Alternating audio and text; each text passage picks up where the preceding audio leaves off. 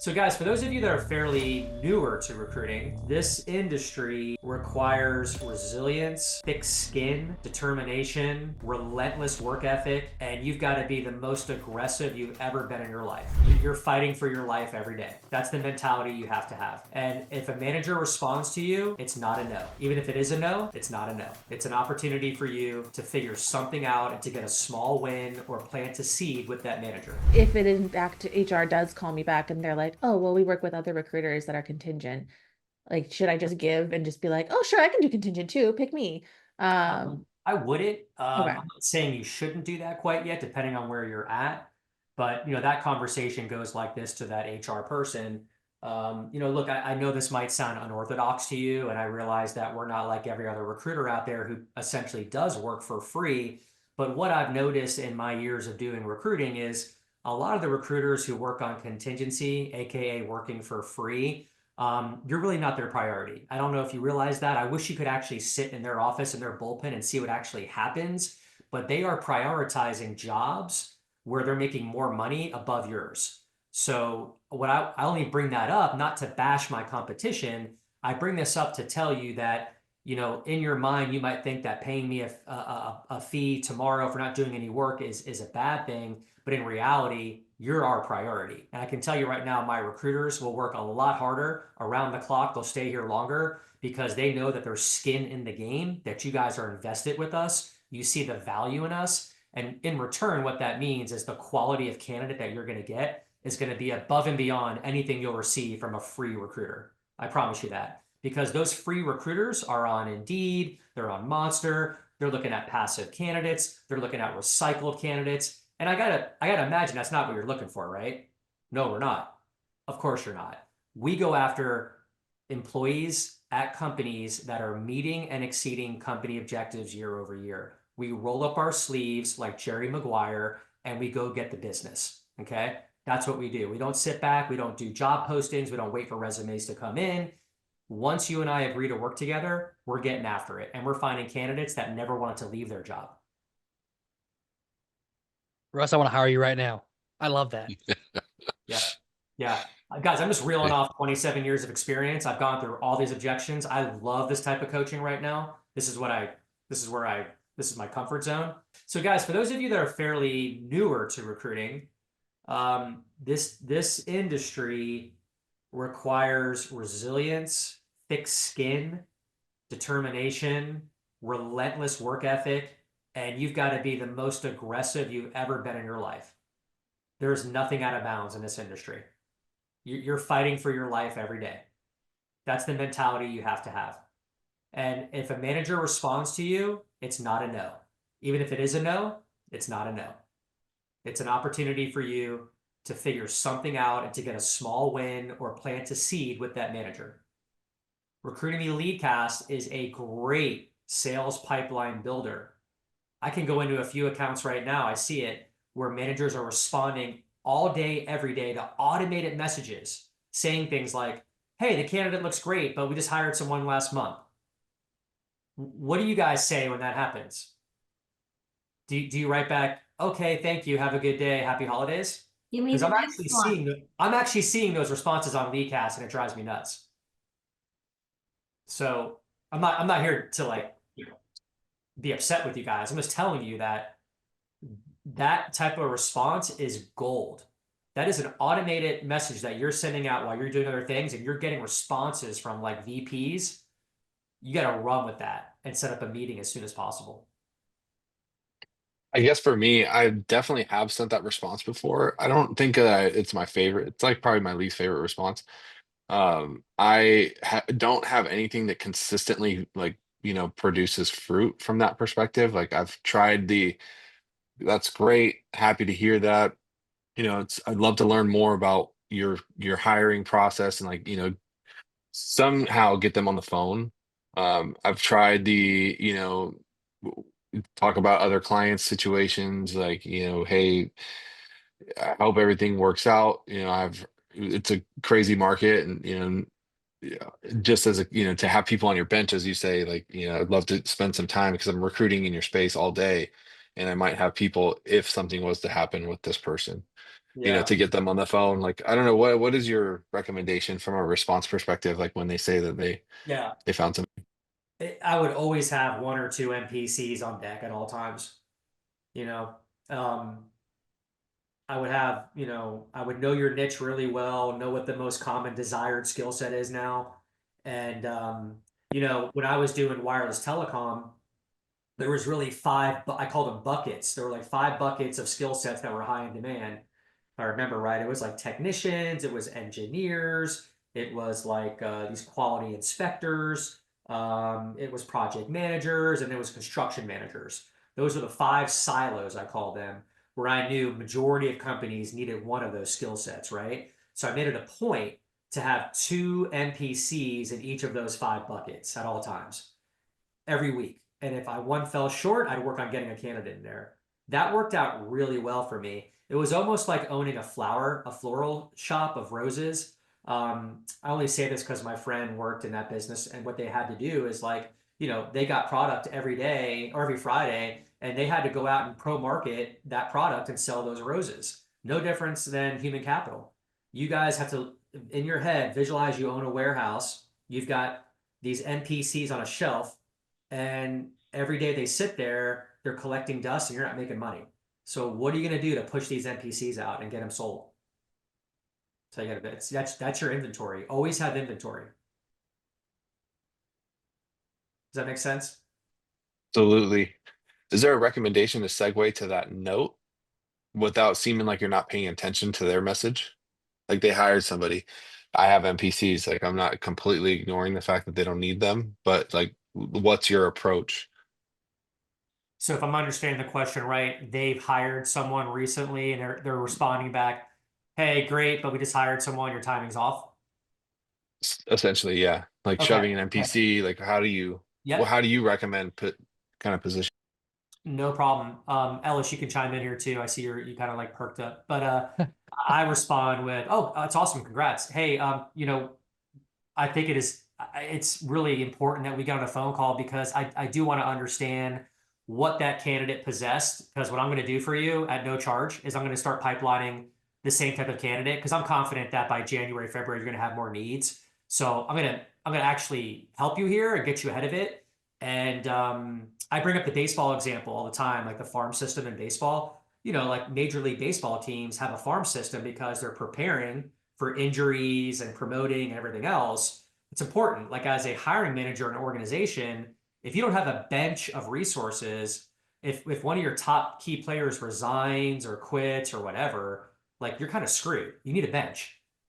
You're going to provide that bench for them. You're their AAA, AA farm system. Thank you. Yep. Hey Ron, you're on mute. Let me try to get you off here. I don't know why it does that. Great. Yep. Thank you. I got a question for Ellis. And no offense, Russ, you and I have Oh talked about man, this. Ellis is like a celebrity now. Great. Well, Russ trained me, so hold on now.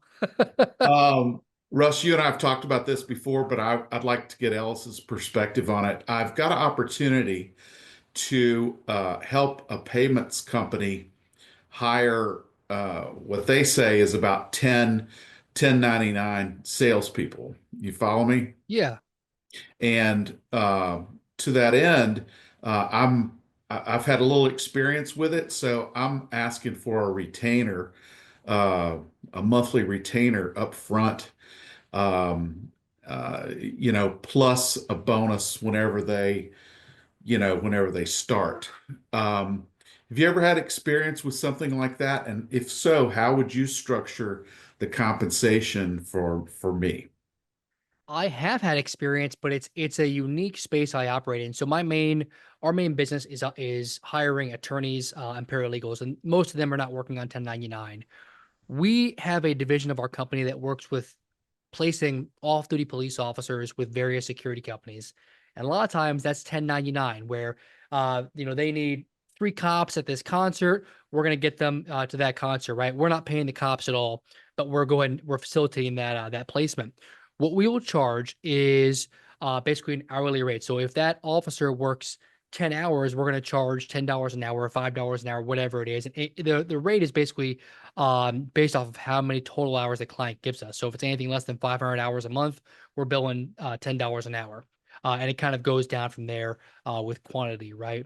So is this something where those 1099s going to be working a certain number of hours, or how is that going to work for your client? They're going to be full-time selling payment, credit card payment processing, cold calling in the marketplace, that sort of thing. And then they get compensated with residuals from the candidate gets compensated from residuals of the product volume that they sell. So it's the challenge for me is the quality of the candidate for this type of industry is not great. So it's not uncommon for them to turn over, after 90 days, unless they're experienced. So I'm kind of wrestling a little bit with whether or not I should take the assignment, or if I should just make sure that, my monthly retainer is going to compensate, keep me going with it. Russ, feel free to add your thoughts on this as well, but I'm almost hesitant on that because there's so many variables. I mean, so they're getting fully compensated off of whatever their commission is, right? They're not even base plus commission; they're just 100% commission. That's So right. you're doing all this free work to get them first off hired, and then we have to hope that they sell something, and then that the company's going to be truthful about what they sell, and then you can maybe get compensation off of that. Is that right? Well, I kind of like what I think it was Joe said in describing his compensation method. What I'm thinking of proposing is, I don't know, $3,000 or $4,000 a month, and then $1,000 for every placed, or 1,500 for every person that I place that does volume, that does business, that submits business. Russ, your You thoughts?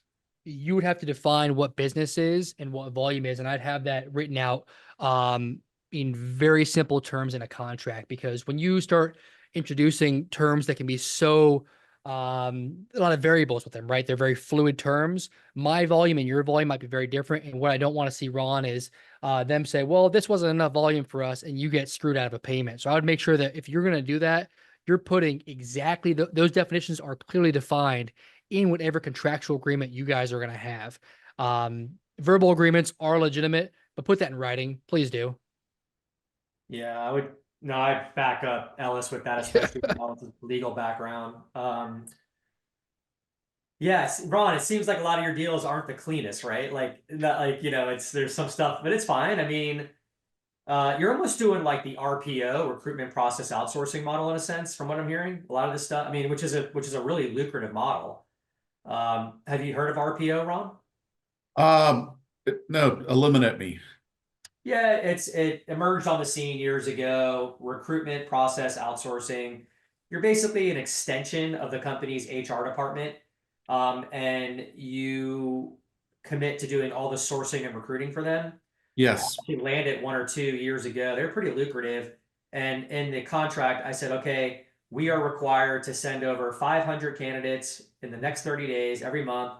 And we are required to screen 100 of them. Like, you put different things in there, and you're on retainer, and they pay you, like an attorney gets paid. And it can be a lot of money. I mean, I think we were getting paid like $20,000 or $30,000 a month at the time. Well, the last one that I had, I think I worked with you on it. We got $5,000 a month as a retainer. Yeah. I had never done a search like that one before, so I learned a lot from doing that one. But I'm thinking, I'm thinking about 5,000 a month with another 1,000 or 1,500 whenever somebody submits their first piece of business. Yeah. I know this is probably not the answer you want to hear, but in that type of scenario, what I do, I go to ChatGPT and type in everything and see what they recommend. I mean, have you done that yet? Oh, have you done that yet? No, I haven't. but I would that's just try that. Just tell them like get all the details and like, tell me the best practice on billing here, how I should bill this. I'd be curious to see what they say. Or okay. Had a good one of my candidates started this week, and I invoiced the company, which woohoo, we can breathe again. So waiting on the ACH on that one, but that's my nice. How much earned fee was that? 24. 24,000? Yeah, Heck yeah, Ron. There you go. Merry Christmas. thank you. Yes. That is awesome. I love hearing these stories. Yeah. And I wanted to just say one other thing. I had I'm working on a little assignment, and I had my wife help me yesterday, and what we sent out was 50 text messages to potential candidates, and the response rate was very good. We had about, I think, 6 or 7 responses out of 50, which, I think in the text message, it's important that what I did was I said, hi, this is Ron DeLauder. And it legitimized me by giving them my name, I think. And then I kept the message pretty short, and I just said, hey, I'm looking for someone like this. And, would you be interested? But I kept it pretty short. And everybody didn't say yes, but I had 3 people that said, I'd like more information. And one person said, oh, I'd like to talk to you. And that's a lot better than the phone. Yeah. Did you do it through High Level? No, I didn't. I should look at that. Yeah. But I just had her punch the numbers in and cut and paste the Wow. message. That's awesome. A little So, trick that I learned in sales a long time ago.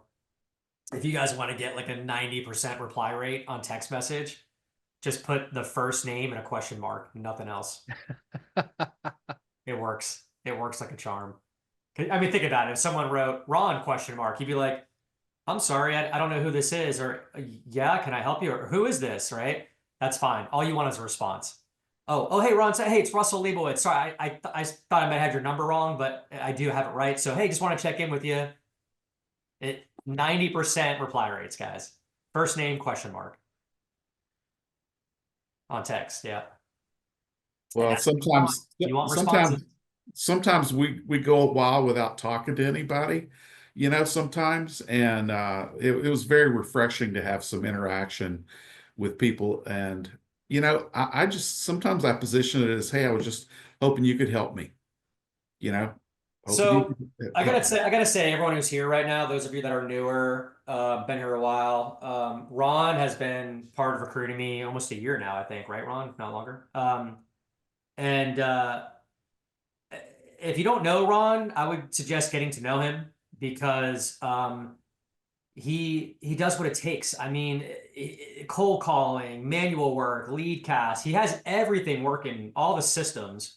And I know in the beginning, Ron was not getting results. It took some time, but I feel like he's figured it out now. He's making money. So true inspiration to me, Ron, to the group here. You always show up, and I appreciate that, and thank you for that. And I would just say, we've got a great community here, and everyone's usually willing to help one another. So for those of you that may need some inspiration or just belief, I mean, Ron, if you're okay with it, reach out to Ron, ask him, pick his brain. He's awesome. Yeah, absolutely. Good stuff. Thank you. I've got I'll go back real quick to Olympia. Olympia, I know you had a question earlier. If you remember it or not. My question is actually for Ellis. Sorry. Okay. Hopefully you can respond. First of all, hey Ellis, I loved your video and I copied the link, but it's running, but I can't hear your voice. Oh my. I sent you a message in school if you could post it somewhere. Okay. Yeah, I'll send you a message with it. I'll make you one for yourself. Right And after I this have- call. Wait, Olympia, the video that he shared last week, when you hit the link and you can't hear volume? Yeah, what's wrong? I mean, I think volume it on might be a setting on your side because we all heard the volume. I heard him while he was doing it, but when I copied the link, he's muted. Is there a mute button in the bottom right corner? I mean, I'll play it again. I played it like 4 times, but I'll try it. Yeah, yeah, no problem. I mean, I just want to try to troubleshoot that before Ellis has to spend time on it, but it may be a quick little setting on your side. So my question to Ellis, and you also, Russ, is I keep a list for my dub videos. So Ellis, you're really, really super successful at the 25 dubs a day. So my struggle is that when I make the list, first name, last name, company name, I want the list also to be a CSV so I could copy it and upload it into Leadcast. So how do you keep a running list of your dub videos? That's a solid question. So I use Google Sheets for a lot of my stuff. I'm not sure if you're familiar with Google Sheets or the Google Workspace. It's Excel, but in a cloud. And I do have a list of, hey, here is the client, here is who they're hiring for, here's the dub video link, and then, here is when I sent it, here's my follow-up, all that stuff. So I have all of that in a Google Sheet. Now, as far as a CSV, you can always download a Google Sheet into a CSV file and upload it into Leadcast, no problem. Okay, cool. That's I'm doing it in Excel, so I'll move over. Thank you. You can save your Excel file as a CSV, just save as and then CSV. You know what it is though? All the way to the right, I'm keeping the notes, the name of the job that's open, and then when I dub them, and my notes. But when I CSV it, I can't keep all that in there. It won't upload. So I can play with it, but I think I'll try Google Sheets. I did that with my first set of leads were Google Sheets. Yeah, Olympia, Leadcast, the tech support, if you send them the CSV, they'll format it for you and upload it.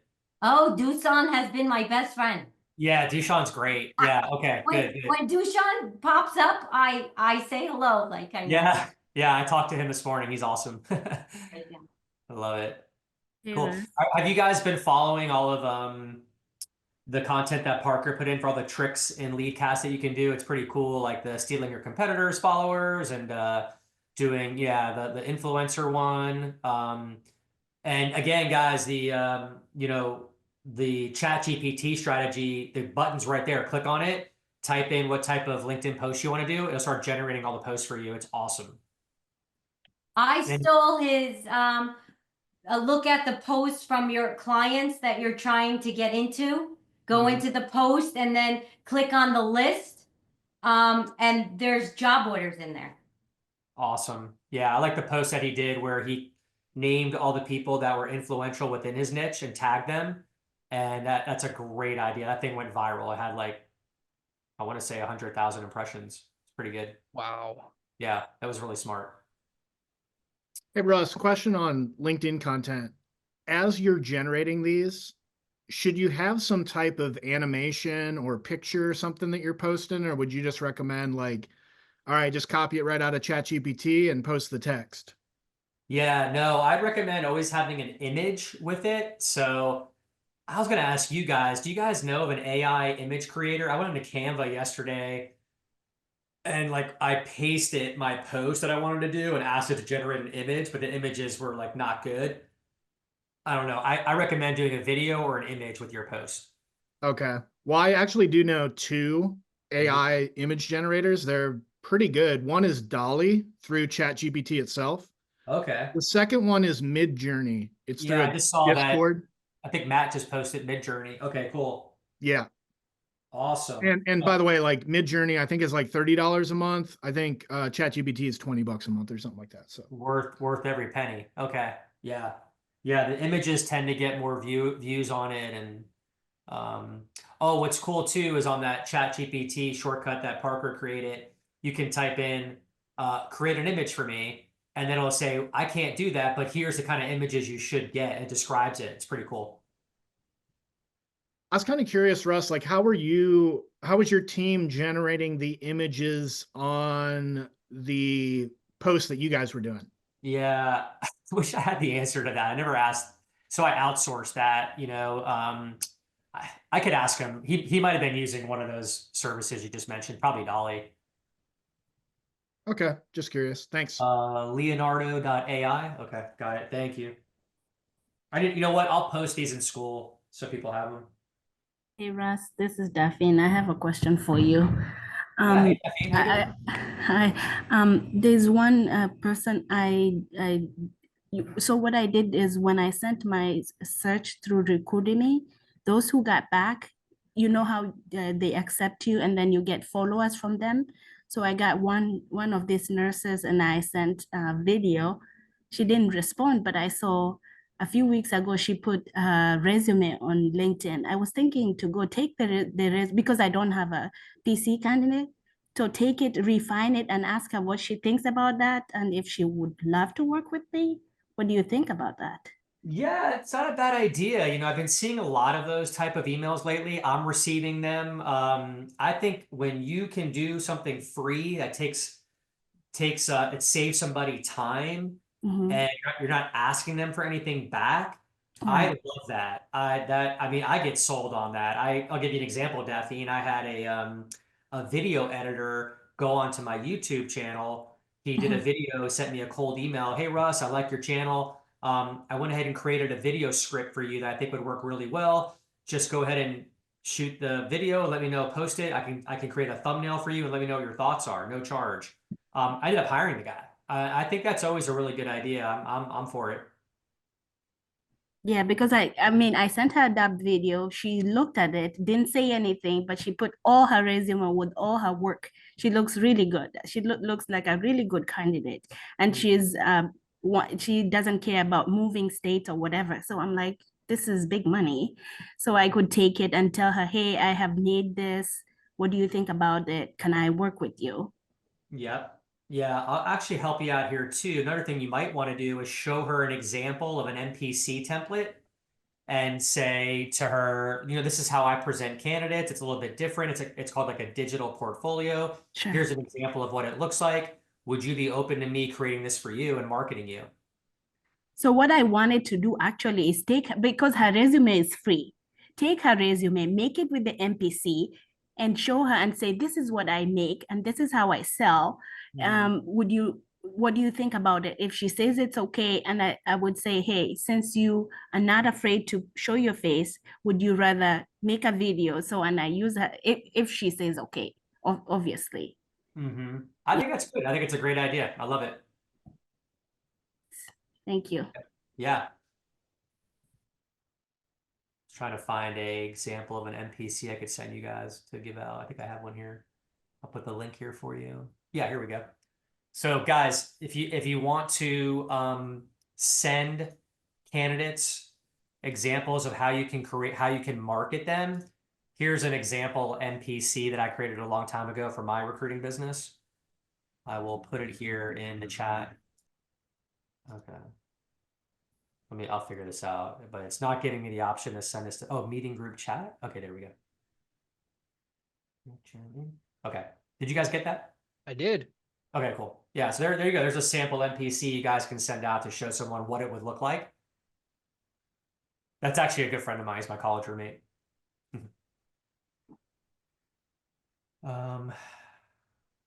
Nice. What else, guys? We got a few minutes left. Can I answer any other questions? Hey, Chelsea. Oh, Ron, like your dog.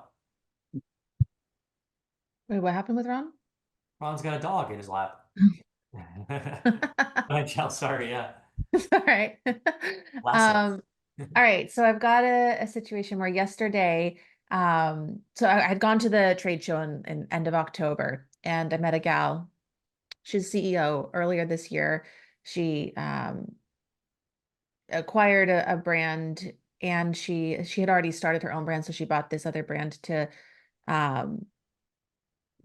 long story. Anyway, so she wasn't expecting that she was going to already have investors and be exiting the brand come January. So when she called me yesterday, she said, I was under the impression that I was going to be building her team because that's the conversation that we had at the trade show. Yeah. But she called me and she was basically like a delightful bait and switch. But basically she was like, well, I'm actually exiting the company now. It's kind of a surprise. And so I went through the process. I went through the call as if it was going to be an NPC. Yeah. So I'm curious if you would have a different approach than to like basically hold your breath that maybe they remember you in the future if they whenever they land somewhere new, and you just keep in contact, or what's your approach? Yeah, you want to think that that's just assumed, right? That if you help her out, that if she does land a job, that she's going to be your go-to recruiter. Is that kind of what you're thinking? Yeah. Yeah, yeah. So here's my advice to you. I would work the channels and start a lead cast campaign maybe for her and see if you can find her something. That's because she wants to find a job right now, I'm assuming. Mm-hmm. Yeah, and then like down the road, you could kind of like ingest, be like, look, this is great because I know like once you get this job, I'm going to be your go-to recruiter. And I'm sure she'll be like, oh my God, 100%, Chelsea, you've helped me so much. Like I'm forever grateful. It's kind of like a non-cheesy way of doing it, I guess.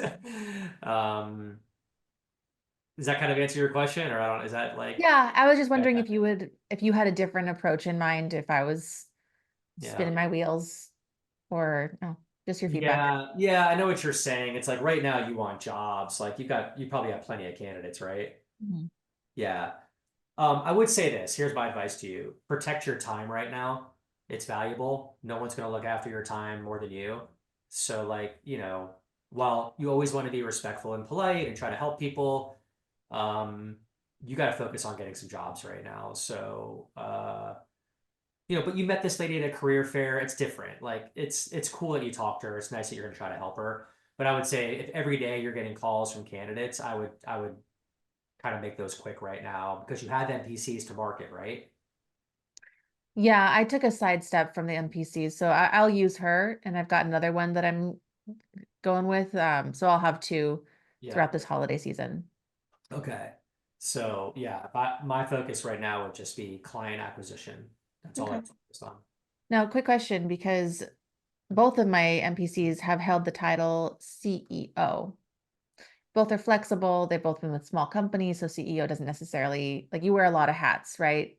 Um, she's been sales, she's been CMO, and CEO of her own company for the last 9 months. But deep down, it can be flexible. So how would you go about that as an NPC? Because I don't want to call her a CEO and pitch her to a CEO because obviously they're not going anywhere, right? Yeah. Good question. I think it's important to be very clear as to what they do and not be all over the place on the NPC form. Mm-hmm. I think that is important, number one. But if they're a CEO, I would just not market them to CEOs. I would market them to like owners, founders, like smaller to mid-sized companies that have Okay. owners and founder titles, director of boards. I would just stay away from I'd even go after like other C-level titles because maybe there's a vacancy and the CIO or the CFO is tasked with finding a CEO. And all of a sudden your email lands to them or your dub video, they're like, oh my God, timing's great. We're actually in the hunt for a CEO right now. Okay. That's probably what I would do. Thanks. Yeah. Yeah. Chief of staff. Yeah. Gianni, good recommendation. Yep, exactly. Yeah, if they've come from a smaller company and you're pitching them to a bigger company, I'd probably go with chief of staff. Okay. But then you probably clear that with the candidate first, Yeah. I think. Yeah. That's a good one. I like that. Nice. Well, guys, awesome. Awesome meeting. Hope everyone got value here.